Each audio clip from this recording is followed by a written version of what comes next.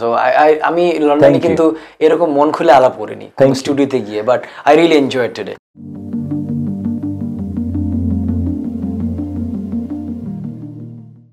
আসসালামু আলাইকুম ওয়া রাহমাতুল্লাহি ওয়া বারাকাতুহু। স্পোর্টস ইন ভিশনের লন্ডন বাংলা চ্যানেলে আপনাদের সবাইকে স্বাগত। পৃথিবীর যে যেখান থেকে আজকে আপনি আমাদের অনুষ্ঠান দেখতেছেন, আমি আশা করি সবাই ভালো আছেন, সুস্থ আছেন। আজকে আমাদের স্টুডিওতে কথা বলার জন্য আমন্ত্রণ জানিয়েছি বাংলাদেশ ক্রিকেটের লেজেন্ড, যিনি বাংলাদেশ ক্রিকেটে প্রথমবার টেস্ট জয় ছিনিয়ে এনেছিলেন সেই 2005 সালে জিম্বাবুয়ের বিপক্ষে। উনি আর কেউ নয়, আমাদের সবার প্রিয় এনামুল হক জুনিয়র। চলুন ওনার সাথে পরিচয় আসি। এনামুল হক জুনিয়র ভাই, আসসালামু আলাইকুম। ওয়ালাইকুম আসসালাম। কেমন আছেন? জি আলহামদুলিল্লাহ, thank you very much. Thank you আমাদের ইনভাইটেশন অ্যাকসেপ্ট করার জন্য এবং আমাদের স্টুডিওতে আসার জন্য। ধন্যবাদ জি, থ্যাংক ইউ। কেমন চলতেছে আপনার UK life? UK life busy, cricket নিয়ে বিজি। আসলে সামার তো আমাদের তো কাজই সামারে, সো আমাদের ক্রিকেট কোচিং প্লাস আমি স্যাটারডে সানডে খেলি, সবকিছু মিলে বিজি। আর কোন টিমের সাথে খেলতেছেন? আমি এখন খেলতেছি, সানডে খেলতেছি সেফ স্কিল, এটা এনসিএল নামে একটা টুর্নামেন্টে খেলে।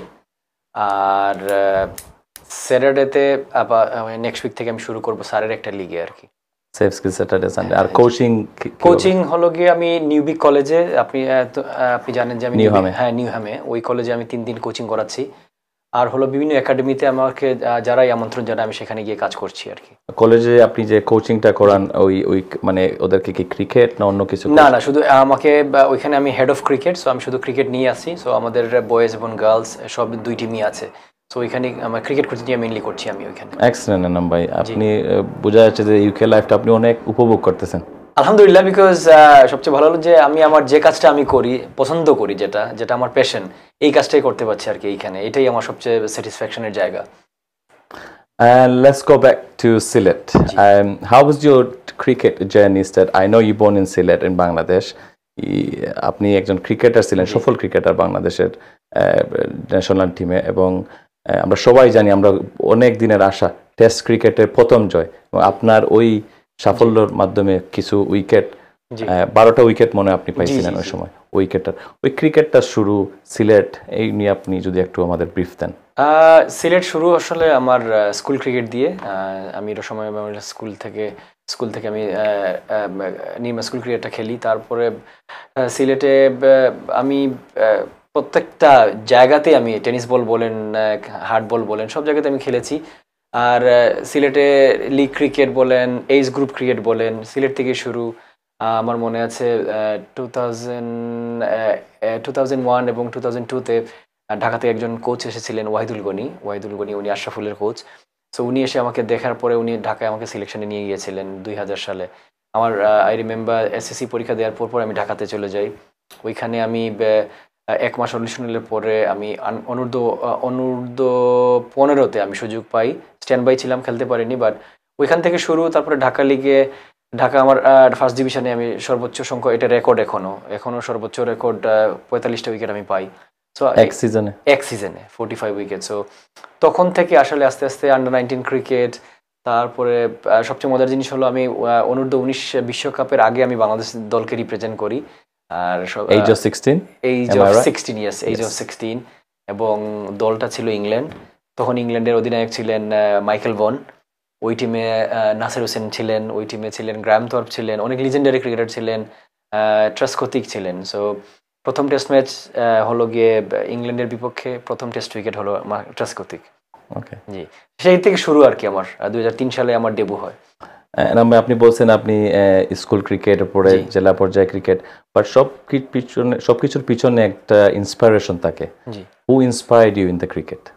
টু বি অনেস্ট, আমার বাবা, উনি নাই এখন, বাট হি লাভ ক্রিকেট।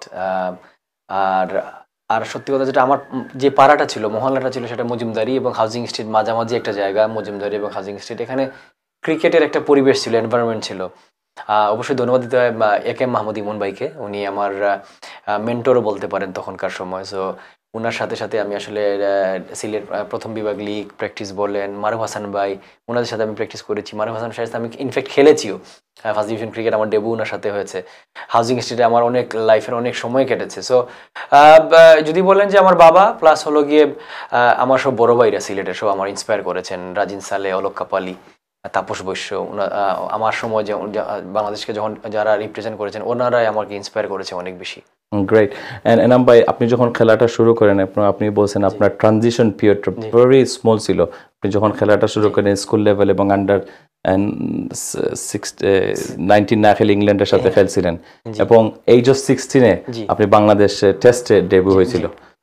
এই যে আমরা 2005-এ প্রথম টেস্ট যে উইন করছিলাম জিম্বাবুয়ের সাথে, ওই I know it's been 20 years already, memory কি এখনো মনে আছে আপনার? অবশ্যই, কারণ বাংলাদেশের যদি ইতিহাসের পাতায় যদি খোলা হয় তাহলে প্রথম কোনো টেস্ট ম্যাচ জিতেছে এবং সেটাতে আমি ম্যান অফ দ্য ম্যাচ। অবশ্যই এটা আমার মাইলফলক আমার জন্য এবং আমার ক্যারিয়ারের সবচেয়ে বড় অর্জন যদি বলেন সেটা। সো অবশ্যই মনে আছে, কারণ আমরা স্ট্রাগলিং করছিলাম, এখনও ইনফ্যাক্ট এখনও স্ট্রাগলিং করছি টেস্ট ক্রিকেটে। সো 5 বছর টেস্ট স্ট্যাটাস পাওয়ার পরে আমরা কোনো টেস্ট ম্যাচ জিতিনি। সো বাংলাদেশকে তখন তো বাংলাদেশে অনেক দর্শক হইতো কিন্তু টেস্ট ম্যাচে, এখন তো আর এইভাবে মানুষ টেস্ট ম্যাচ দেখতে পারেন, এত খেলা মানুষ আর বোধারই না আসলে টেস্ট ম্যাচে খেলা দেখতে যাবে। বাট তখন full stadium, full pack stadium, MSA stadium, day 5, আমাদের দরকার হলো গিয়ে আগের দিন আমি একটা উইকেট পেয়েছিলাম স্টুয়ার্ট মাতসেকার নিয়ে, আই রিমেম্বার। তারপর 8টা উইকেট দরকার বাংলাদেশের প্রথম টেস্ট জয়ের জন্য, এর থেকে বড় আর সুযোগ আসে না, রাইট? আর প্রথম ইনিংসে উইকেট পাইনি। সো সুমন ভাই বললেন যে দেখ রফিক তো ইনজুর্ড হয়ে গেছে, সো এই টেস্ট ম্যাচে জিততে হলে তোকে এগিয়ে আসতে হবে এবং তোকে ভালো বোলিং করতে হবে। সো ইট ওয়াজ একটা প্রেশার, সো প্রেশার। আর আগের দিন আমার মনে আছে যে আম্মা আমাকে ফোন দিয়েছেন যে চিন্তা করো না, ভালো কিছু হবে তোমার সেকেন্ড ইনিংসে, সো আল্লাহর উপর ভরসা রাখো। সো এই তো আগের দিন যখন একটা উইকেট পাই তখন আস্তে আস্তে কনফিডেন্সটা বিল্ড আপ হয়। তারপরে একের পরে উইকেট, তারপর ওদের বেস্ট উইকেটটা ছিল ওদের ক্যাপ্টেন ছিল টাটেন্ডা টাইবু, ও he score 100 first innings. So ওর উইকেটটা ছিল ভাইটাল উইকেট। আর ব্রেন্ডন টেইলার ও মনে অনেক লম্বা ব্যাট করছিল, অনেক লম্বা, আমার মনে আছে আমি খেলাটা দেখছিলাম, অনেক লম্বা ব্যাটিং করেছিল। সো ওর উইকেটটা ছিল ভেরি ইম্পর্টেন্ট, যেটা আই রিমেম্বার আফতাব আহমেদ সিলিতে ক্যাচ নিয়েছিল। সো ইট ওয়াজ, আর লাস্ট উইকেটটা নিয়েছিল, ক্যাচটা নিয়েছিল মোহাম্মদ আশরাফুল, তাও সিলিতে। So this is the one of the মানে বাংলাদেশ ক্রিকেটের জন্য অনেক ফাইনেস্ট একটা দিন ছিল। আর আমার মনে আছে যে স্টেডিয়াম থেকে হোটেল পর্যন্ত যেতে 10 মিনিটের রাস্তা লেগেছে 3 ঘন্টা।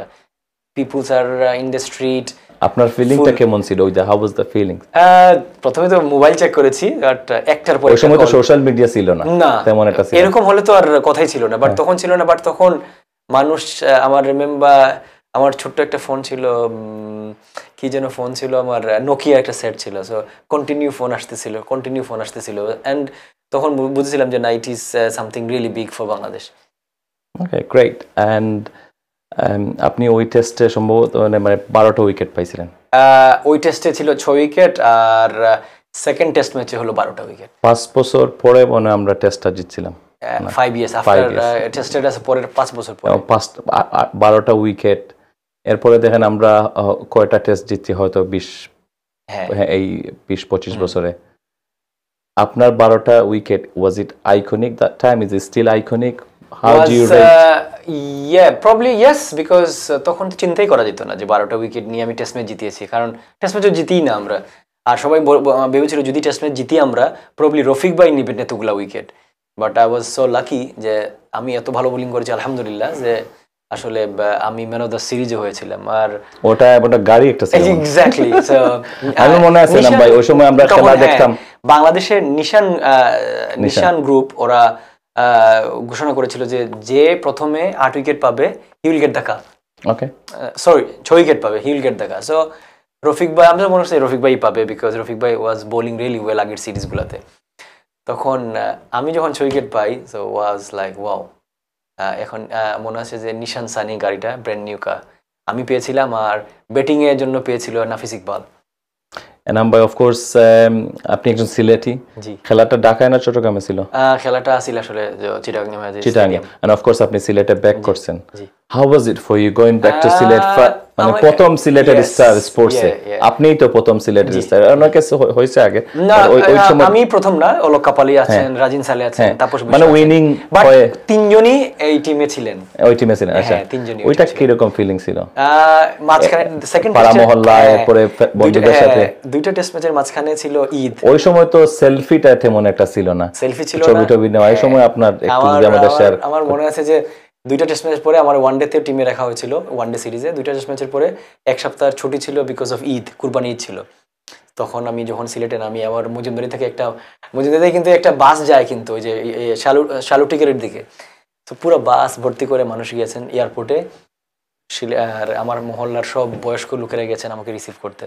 was people on that in Usmani international airport, এই এয়ারপোর্টে অনেক মানুষ ছিলেন তখন সবাই আমাকে নিয়ে পুরো মজুমদারি পর্যন্ত সবাই অনেক মানুষ ছিলেন। মজুমদারি তো তেমন একটা না, কাছাকাছি, অনেক সময় লাগছে যেতে, এবং অনেক মানুষ আসতেছিলেন বাসায়, সবাই কংগ্রেচুলেট করতেছিলেন, ফুল নিয়ে আসতেছিলেন, কেউ অনেকে আমি চিনতাম না, অনেকেই আসছে, বাইরের ডিস্ট্রিক্টের অনেক মানুষ ছিলেন, ওনারা আসছে আমাকে কংগ্রেচুলেট করতে, ফুল দিতে। So it was lovely feelings আসলে। ওকে, গ্রেট। এনাম ভাই, আই এম শিওর আপনি ওই সময়কার এবং 2005 ড্রেসিং রুম শেয়ার করছেন অনেকের সাথে, এবং এখনো আপনি হয়তো কোনো একটা কারণে ড্রেসিং রুমে যান।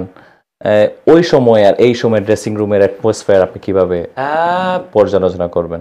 তখনকার ড্রেসিং রুমটা ছিল যে আসলে যখন আমি শুরু করি তখন তো আমরা আসলে বেশি জিততাম না, বিকজ আমাদের কয়েক ভালো প্লেয়ার ছিলেন, বাট আমরা এজ এ টিম আমরা আসলে খুব রিয়েলিস্টিকলি আসলে এত ভালো টিম ছিলাম না। যার 5-10 বছর পরে যখন সাকিবরা আসলো তখনকার ড্রেসিং রুমে ছিল মজার, বিকজ সিনিয়র ক্রিকেটার এসে পাইলট ভাই ছিলেন, সারাটা দিন খুনছুটি হতো পাইলট ভাই এবং রফিক ভাইয়ের। আর জাভেদ ভাইয়ের সবচেয়ে মজার জিনিস হলো ওয়ার্ল্ডের যে জায়গায় আমরা ট্যুর করতাম, জাভেদ ভাইয়ের কেউ না কেউ থাকতো এখানে পরিচিত, এবং আপনাকে দাওয়াতে যাইতেন? এক্স্যাক্টলি, দাওয়াতে যাইতাম। আর জাভেদ ভাইয়ের মজার জিনিস হলো গিয়ে উনি কিছু না কিছু ম্যানেজ করে ফেলতেন আমাদের জন্য। ওয়েস্ট ইন্ডিজ ট্যুর করলে আমরা ওইখানে বাঙালি কই পাবো, হালাল খাবার কই পাবো, বাট সামহাও জাভেদ ভাই কেউ না কেউ উনার বের হয়ে যেত, এবং আমরা আরামসে হোটেলে বসে বাঙালি খাবার খাইতাম। আর এখন তো অনেক ডায়েটিং এর জিনিস আছে, বাট তখন আমরা তো ভাত খাইতে মানে পছন্দ করতাম সবাই আসলে কিভাবে ভাত করা যায়। আর আমাদের মেইন ছিল আমাদের জাভেদ ভাই। আর ড্রেসিং রুমের মানে একদম লাইভলি রাখতে হলো রফিক ভাই, জাভেদ ভাই। এখনকার সময়টা আপনি কিভাবে দেখবেন? এখন হলো অনেক প্রেশার, সোশ্যাল মিডিয়া, কোনো কিছু করা যাবে না, চলে আসবে সোশ্যাল মিডিয়াতে, চলে আসবে, প্লেয়াররা একটা আন্ডার প্রেশারে থাকে, সবসময় একটা প্রেশার।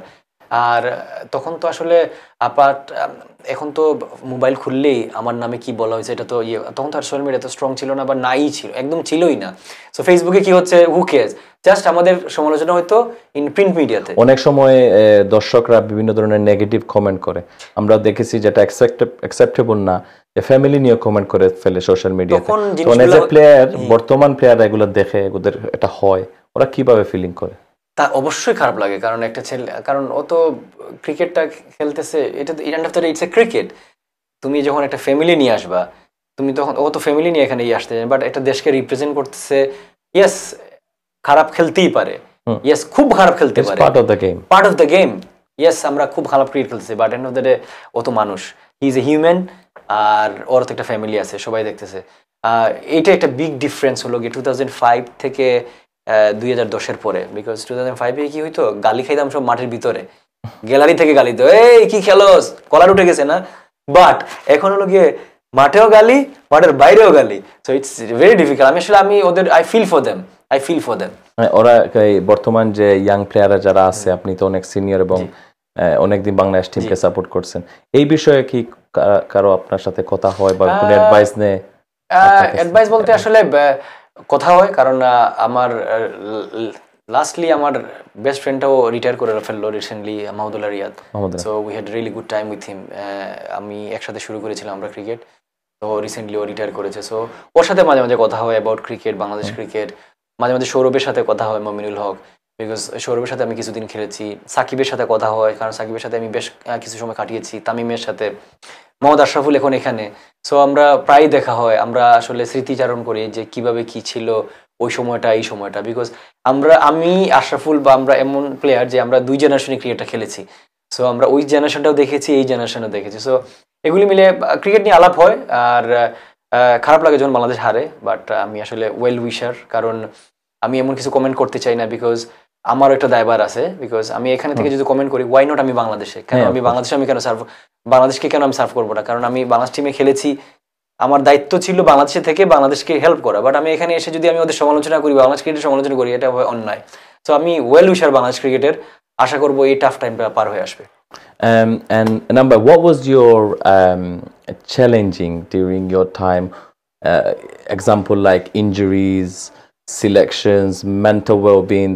আমরা তো অনেক কিছু মানে ওই আপনার সময়ে কোন জিনিসটা আপনার কাছে অনেক চ্যালেঞ্জিং? মেন্টাল আসলে তখন এটা একটা চ্যালেঞ্জিং ছিল, বিকজ এখন তো প্লেয়ারদের সাথে সাথে সবার আছে, ডক্টররা আছে, আছে, ডিপ্রেশনে কি পড়লে একটা প্লেয়াররা কিভাবে লিফট আপ করতে হয়, তখন তো আসলে এইরকম কিছু ছিল না আমাদের।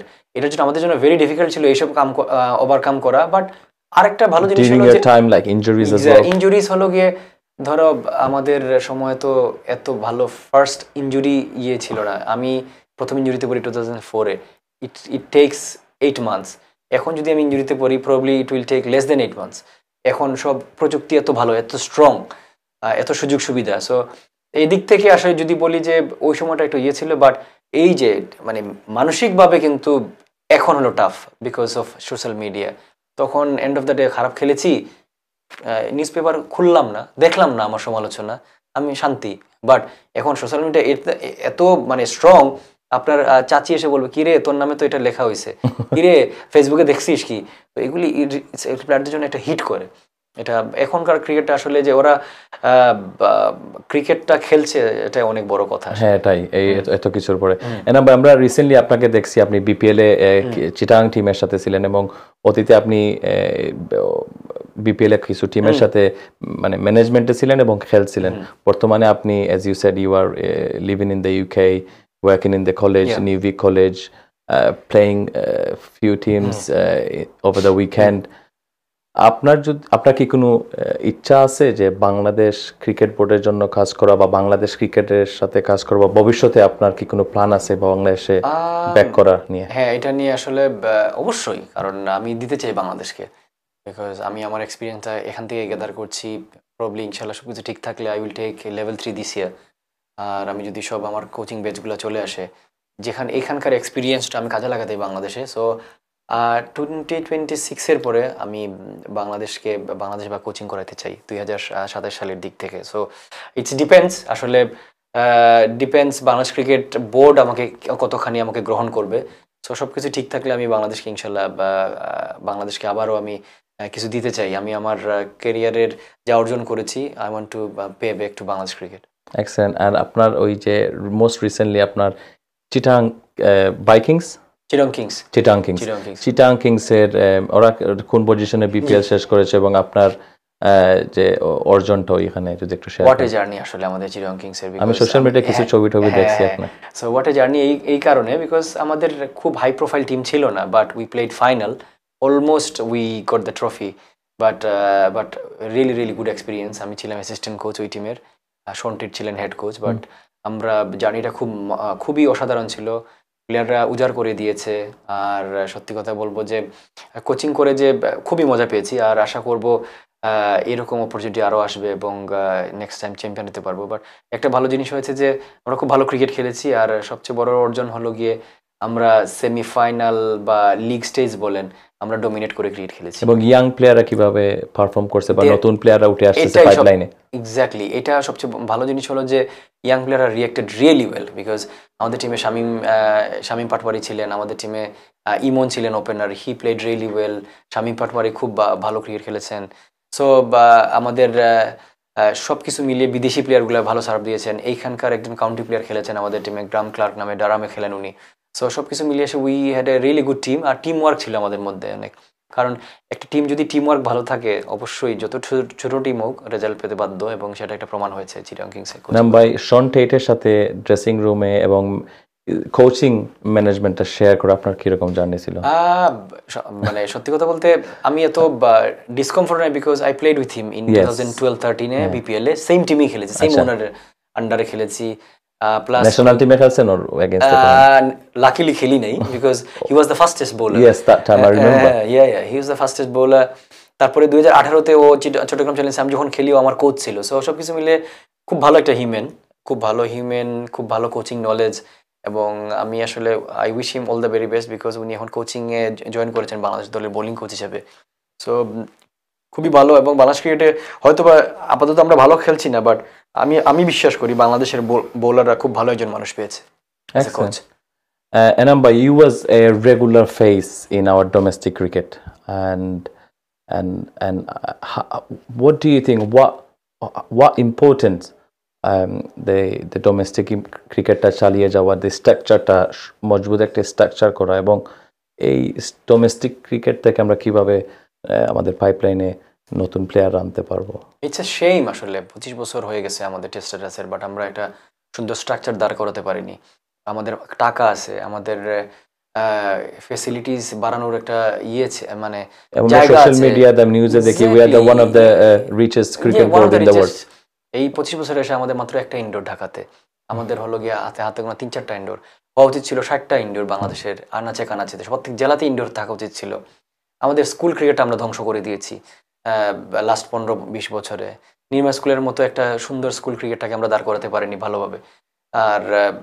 আর ফার্স্ট ক্লাস ক্রিকেট তো বললামই না। ফার্স্ট ক্লাস ক্রিকেটটা এখন একটু ভালো হচ্ছে। যখন আমি শুরু করেছিলাম 2000 সালে, তখন তো ছিল আসলে একটা যাচ্ছে তাই অবস্থা। সো এইটাও আমরা ভালো করে করতে পারিনি। ঢাকা লিগের মতো একটা খুব ভালো লিগ হইতো আমাদের, এটাও আমরা ধ্বংসের পর্যায়ে চলে নিয়ে গেছি। সো আমি বলবো যে নাথিং ইজ, মানে এখনও দেরি হয়নি। তো আশা করবো বুলবুল ভাই যদি উনি অনেকদিন কাজ করেছেন এসিসিতে, উনি অনেকদিন কাজ করেছেন আইসিসিতে, আশা করবো উনি ওনার প্ল্যান যদি ইমপ্লিমেন্ট করতে পারে, আমি বিশ্বাস করি বা আমরা ঘুরে দাঁড়াবো। সময় লাগবে, আমরা ঘুরে দাঁড়াবো। Excellent. Enamba, as you were a left-arm spinners, and obviously আমি ছোট থাকতে আপনার বোলিং গুলা দেখতাম, টিভিতে বসে খেলা দেখতাম, ওই সময় আমি দেশে ছিলাম।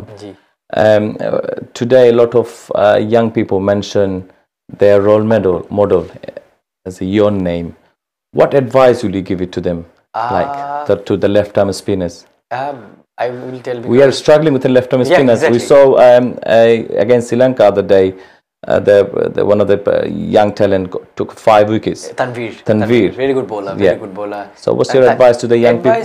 আমি বলবো যে এই এখনকার সময়ে they are very lucky. When I started there was no coaches, nothing, but আমি আমার টেনিস বল থেকে আমি আমার যা ট্যালেন্ট ছিল সেটা নিয়ে আমি খেলেছি। But these days lot of coaches, আমি বলবো যে hard work. If you want to play, dream big, অনেক বড় ড্রিম দেখতে হবে। কারণ যদি তোমার ড্রিমই হয়ে থাকে ক্লাব ক্রিকেট, তাহলে তুমি আগাতে পারবে না। So you have to dream big, practice a lot, আর অবশ্যই তুমি হার্ড ওয়ার্ক করতে হবে। Excellent. Enamba, as you are first for Bangladesh, Bangladesh যখন আমরা প্রথম টেস্ট জয়ের নায়ক, এই 2005 সাল থেকে 2025 আমরা যে কয়টাই টেস্ট খেলছি, অহরহ দেখা যায় যে আমরা মোটামুটি 5টা থেকে 6টা টেস্ট প্রতি বছর খেলতেছি। এই 25 বছরে আমাদের টেস্ট যে জায়গায় আছে, ডু ইউ থিঙ্ক আমরা এই টেস্টের ভ্যালু ধারণ করি বাংলাদেশ ক্রিকেট? অফকোর্স আমরা উচিত হয়নি, কারণ এই 25 বছরে আমাদের উচিত ছিল আমরা অ্যাটলিস্ট কনসিস্টেন্টলি টপ 5 এর মধ্যে থাকা। বাট আমরা এখনো 9-10 এর মধ্যেই আমরা মানে ঘুরপাক খাচ্ছি। এটার কারণ হলো গিয়ে অবশ্যই প্লেয়ারদের না, যতটুকু আসলে দায়ভার, সবচেয়ে বেশি দায়ভার হলো আমাদের ক্রিকেট বোর্ডের। বিকজ লাস্ট 15 ইয়ার্স আমরা ক্রিকেটটা ন্যাশনাল টিম কেন্দ্রিক করে ফেলেছি, বাট আমাদের স্ট্রাকচার থেকে দাঁড় করাতে হবে, এদিকে আমাদের কোনো মনোযোগ ছিল না। লাস্ট বোর্ড যেটা ছিল বা গত 15 বছর যেটা হয়েছে, যে একটা টেস্ট ম্যাচ জিততাম, তারপরে আমরা ভুলে যেতাম যে আসলে ডোমেস্টিকে আমরা কি করব। বাট এখন এটার ইম্প্যাক্টটা এখন পড়ছে। হয়তো আমরা গালি দিচ্ছি এখনকার ম্যানেজমেন্টকে গালি দিচ্ছি, বাট এটার ইম্প্যাক্ট পড়েছে লাস্ট 15 বছরে। বিকজ আমরা জানতাম যে সাকিব তামিম সারা জীবন খেলবে না, আমরা জানতাম মাহমুদুল্লাহ রিয়াদ সারা জীবন থাকবে না, বাট আমরা এদের রিপ্লেসমেন্ট তৈরি করতে পারিনি। আমরা আন্ডার-19 একটা ওয়ার্ল্ড কাপ চ্যাম্পিয়ন হয়েছে এই টিমটার, এদের বা আন্ডার-19 এর লেভেলে আমরা কিন্তু খুব ভালো টিম। তবে এনাম ভাই, ওই যে আন্ডার-19 এ যখন আমরা চ্যাম্পিয়ন হই, ওইখানে যে 11-15টা প্লেয়াররা ছিল, ওরা কয়টা প্লেয়ার ক্যারি অন করতেছে আমাদের সাথে? বিকজ অফ আমাদের ডোমেস্টিক ক্রিকেট। আমরা ওদের আমরা ধরো আমি খেলেছি, ভালো চর্চা করতে পারি না আপনি বলতেছেন। ভালো ধরো আমাদের আন্ডার-19 লেভেলে আমরা সিরিয়াসলি টিম, আন্ডার-19 আমরা ইংল্যান্ড কাউকে পাত্তা দিই না। পরে কি হয়, বিকজ অফ ইংল্যান্ডের পরের ধাপটা হলো ভেরি টাফ। বিকজ আজকে যদি কেউ ইংল্যান্ড টিমে আন্ডার 19 টিমে খেলে, ও ও গ্যারান্টি না he will play the first class cricket, because তাদের এত স্ট্রং ওদের কাউন্টি ক্রিকেট বা ইন্ডিয়াতে রঞ্জি ট্রফি। বাট আমরা কি করি, আমাদের পরের ধাপটা এত অমসৃণ, এত বাজে, এই জন্য আমরা আস্তে আস্তে আস্তে আস্তে গিয়ে আমরা হারায় যাই।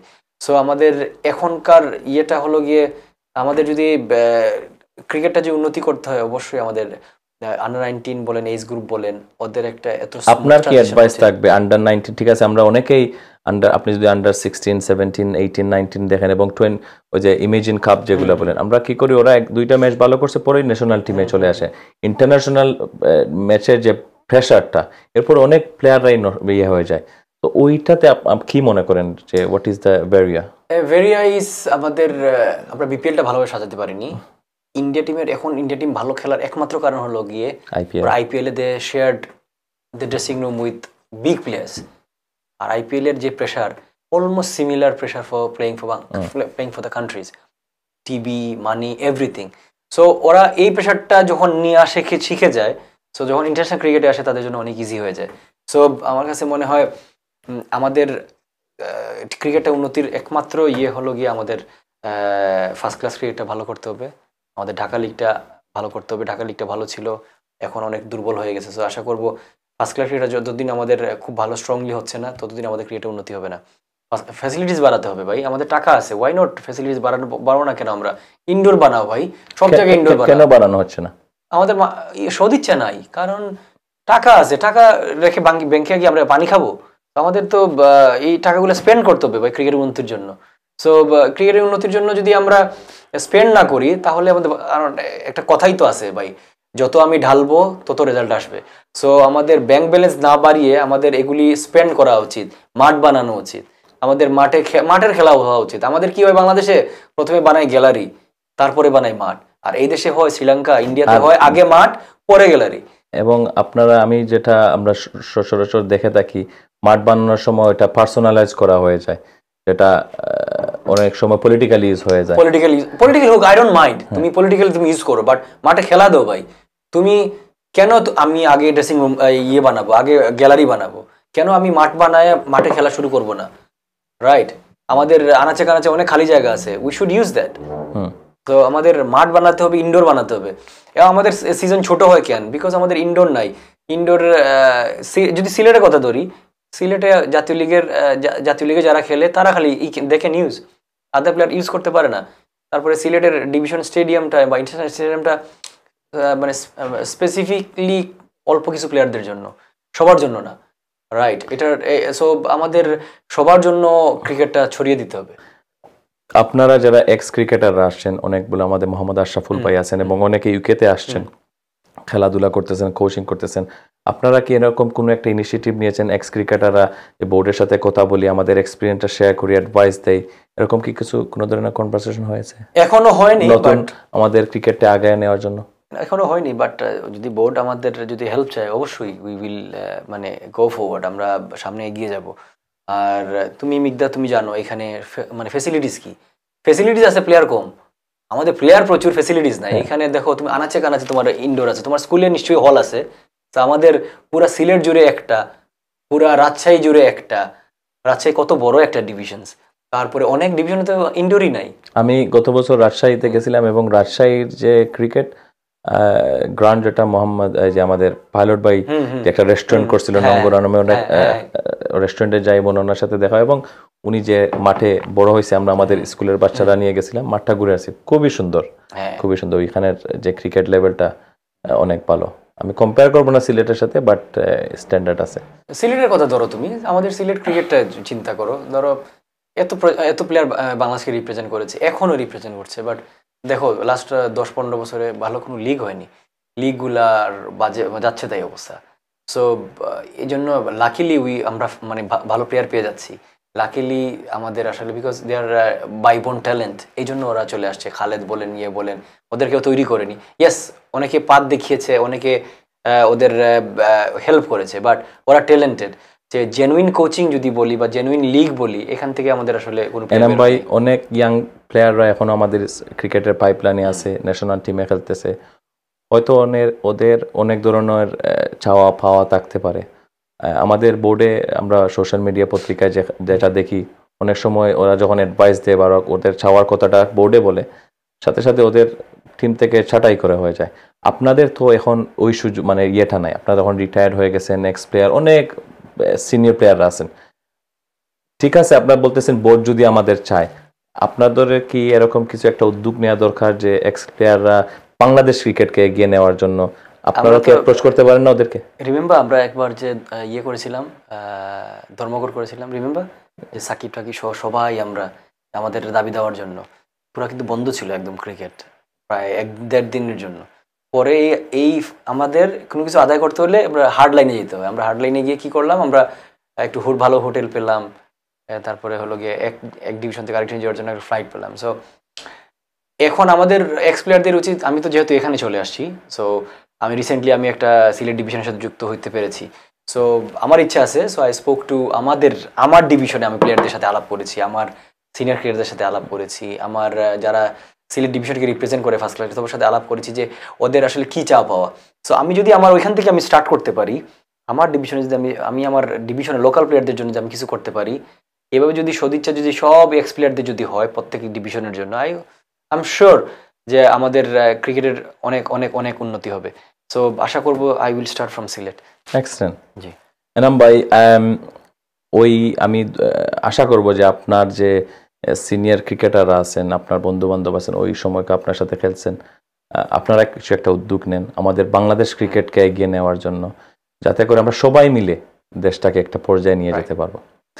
এনাম ভাই, let's go back. So if আমরা কেউ ধরেন আমার ছোট ভাই দেশে আছে, ও এনাম ভাইকে একটা লেজেন্ড, সিলেটের কৃতি সন্তান, বাংলাদেশের প্রথম জয়ের নায়ক, ওকে যখন আপনার কথা চিন্তা করবে, হ্যাঁ, আপনি কিভাবে আপনাকে ওর চিন্তার মধ্যে ঢুকাবেন যে ও কিভাবে আমাকে এনাম ভাইকে চিন্তা করবে, ধারণ করবে as a person, as a cricketer?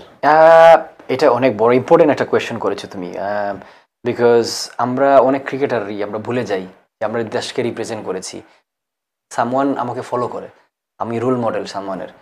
Recently কিন্তু এই জিনিসগুলো ভুলে যাই। অনেক ক্রিকেটার আছে যে আমাদের কন্ট্রোভার্সি হচ্ছে, ইয়ে হচ্ছে, বাট আমাকে বুঝতে হবে যে আমি যখন একটা রাস্তায় যাব বা আমরা কোথাও চলবো, এক্স্যাক্টলি। সো আমি কিভাবে পরিবেশন করব আমার নিজেকে, এটা একটা আসলে আমাদের উচিত অনেক চিন্তা করা, বিকজ এখন সোশ্যাল মিডিয়া অনেক স্ট্রং।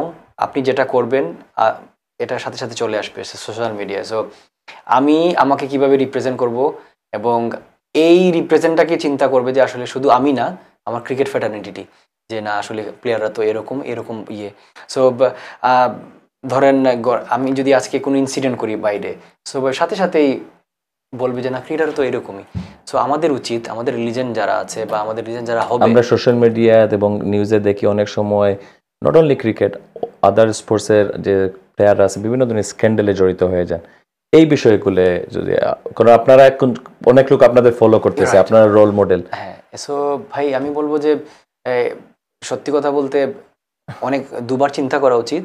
আর হলো গিয়ে তোমার চিন্তা করা উচিত তুমি শুধু নিজেকে রিপ্রেজেন্ট করছো না, তুমি বাংলাদেশকে রিপ্রেজেন্ট করছো, আর ক্রিকেট এবং বাংলাদেশ ক্রিকেটকে তুমি রিপ্রেজেন্ট করছো। সো ইয়াং প্লেয়াররা কিন্তু অনেকেই সাকিব আল হাসান হতে চায়, এনামুল হক জুনিয়র হতে চায়, সাব্বির রহমান হতে চায়।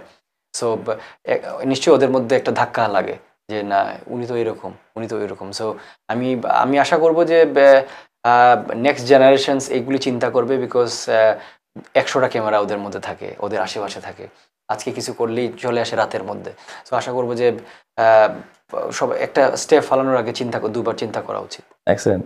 এনাম ভাই, আপনি যখন ক্রিকেট খেলান বাংলাদেশের হয়ে, মিলিয়ন্স অফ কোটি জনতা আপনাদের ফলো করে, আপনাদের ফ্যান হয়।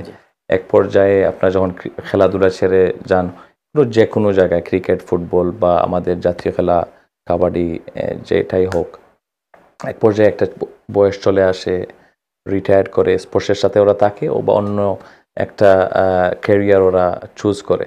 অনেককে আমরা দেখি পলিটিক্সের সাথেও জড়িত হয়ে যায়। বাট যখন পলিটিক্সে জড়িত হয় ওরা, এক সময় আমাদের পুরো দেশের জন্য থাকে, বাট একটা পলিটিক্স পার্টির সাথে গেলে, রাজনৈতিক পার্টির সাথে গেলে, একটা গোষ্ঠীর সাথে গেল। তো ওই বিষয়ে আপনি কি মনে করেন যে খেলোয়াড়দের ভবিষ্যতে পলিটিক্সের সাথে জড়িত হওয়া উচিত, বা হলে কি ধরনের ইয়েটা মেনটেন করতে হবে? আমি বলবো যে আসলে আমার কারণ আপনি রিসেন্টলি হ্যাঁ আমাদের রিসেন্টলি যে ইনসিডেন্টগুলো আমরা দেখেছি, it's not a good great example. Exactly. So আমার ওপিনিয়ন হলো গিয়ে আমি দেশকে রিপ্রেজেন্ট করেছি, so I should not join in this, so কোনো স্পেসিফিক পলিটিক্যাল পার্টিতে। সো আমাকে মানুষ ভালোবাসে, সো এটা হাফ হাফ হয়ে যায়। সো আমাদের রিসেন্টলি যে ঘটনাগুলো ঘটেছে, they are the legend of Bangladesh cricket. তারা বাংলাদেশের অনেক ফলোয়ার আছে, ওয়ার্ল্ড ওয়াইড ফলোয়ার আছে। সো আসলে আমি বলবো ইভেন খেলা ছাড়ার পরও কেন আমি করব, আমরা অন্যদিকে আমরা বাংলাদেশকে হেল্প করতে পারি। তো আমার কাছে মনে হয় না যে আসলে পলিটিক্সে জয়েন করা উচিত। রিসেন্টলি আমি সানাজ জসির একটা ইন্টারভিউ দেখছিলাম, উনিও বলেছেন যে উনি আসলে ভুল করেছে পলিটিক্সে জয়েন করে, আর প্লেয়ারদের উচিত না পলিটিক্সে জয়েন করার জন্য। তো এটা একটা শিক্ষা, আমরা কিন্তু অনেক বড় শিক্ষা নিতে পারি রিসেন্ট পাস্ট যে ঘটনাগুলো ঘটেছে। তো আমার কাছে মনে হয় নতুন জেনারেশনের জন্য আমি বলবো যে নাও পলিটিক্স দূরে থাকো ভাই, তুমি অনেক সময় স্পোর্টিং ক্যারিয়ারটা ভেরি শর্ট থাকে, এবং ওরা কি চুজ করা দরকার না রাজনীতি? আপনি কি বলবেন? আমি বলবো যে না, রাজনীতি না। আমার কাছে মনে হয় যে ক্রিকেটের সাথে যদি থাকতে হয় অবশ্যই ক্রিকেটের সাথে থাকো, এবং মনোযোগ দিয়ে ক্রিকেট খেলা উচিত। আর কোনো কিছু আমি যদি আমি খেলা ছেড়ে দিই, তাও কিন্তু সোশ্যালি কিন্তু আমার অনেক দায়ভার থাকে, যেটা যখন একটা পলিটিক্যাল পার্টিতে আমি চলে যাই, অন্য আমি কিন্তু ভাগ হয়ে গেলাম। সো আশা করবো যে প্লেয়াররা এগুলিতে না যাওয়াই ভালো। Excellent, Nambai. We had some serious discussion. Let's go for some fun. Who was your toughest batsman to bowl? Toughest batsman, Rahul Dravid. Rahul Dravid. Rahul Dravid, Okay. yes. Did you bowl him out? No. আমি পারিনি, but Rahul Dravid was the toughest one because of he played really মানে স্পিনটা এত ভালো খেলে, আর তারা তো ওয়াল বলে, দি ওয়াল, remember, তারা ইন্ডিয়াতে, এবং one of the finest batsman of Indian cricket. Okay, আর আপনার যে কোন উইকেটটা আপনি সবসময় মনে রাখবেন? প্রিসিয়াস উইকেট সবসময় মনে থাকবে সাঙ্গাকারা, কুমার সাঙ্গাকারা, আর আরেকটা উইকেট হলো মাইকেল ক্লার্ক। নাম্বার, আপনি কি ফুটবল খেলতেন? ওই যে আমরা কিন্তু বাংলাদেশে আমরা সামার খেলা ছিল আমাদের, কিন্তু বাংলাদেশে এলো ফুটবল।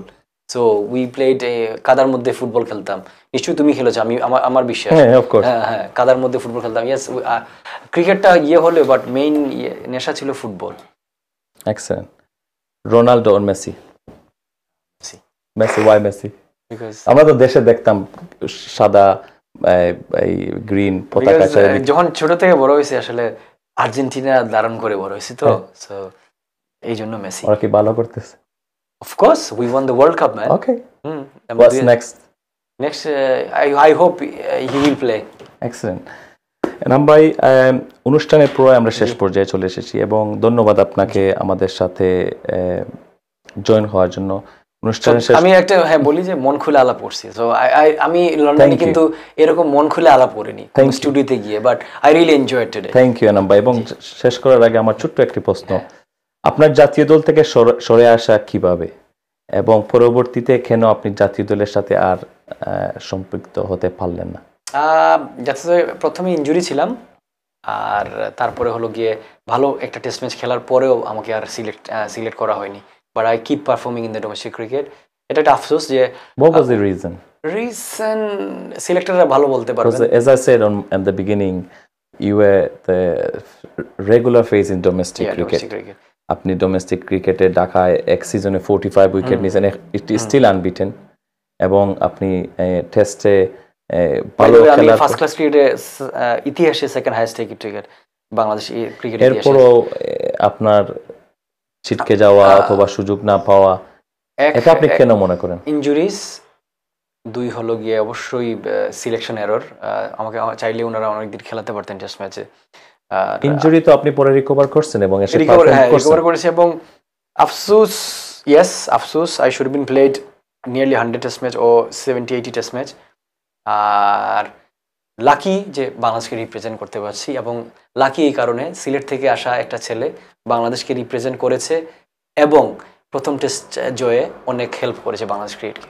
এনাম ভাই, আপনার মতো কিন্তু অনেক ক্রিকেটার সিলেকশন এরর কারণে ওদের ক্যারিয়ারটা এক পর্যায়ে স্টপ হয়ে যাচ্ছে। আমি কষ্ট লাগে, বাট আমি আশা করব যে এগুলি প্রফেশনালি হ্যান্ডেল করার সময় আসছে বাংলাদেশ ক্রিকেটে, বিকজ যেহেতু একটা আমরা ট্রানজিশন পিরিয়ডে ছিলাম, এখান থেকে বের হয়ে আসছি। এখন সামনে আমাদের আগানোর পালা। আশা করব সামনে সিলেকশন বলেন বা সব কিছু বলেন যাতে জবাব দিতে থাকে।